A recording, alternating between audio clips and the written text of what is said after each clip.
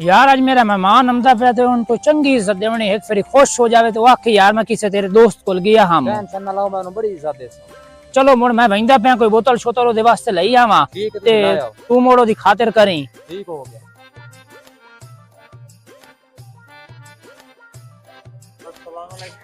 वालेकुम अस्सलाम। मेहमान जी आओ, बैठो बैठो बैठो।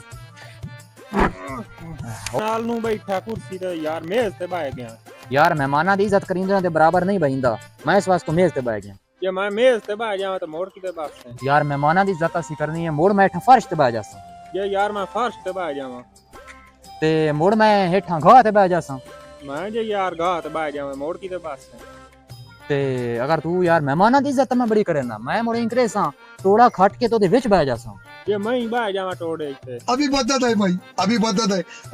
यार मैं ना उस टोड़े दे विच तेनू सट के तू मिट्टी पा देसा। इज्जत रास नहीं आई तेनू? आ मैंने तेनू इज्जत रास नहीं आई?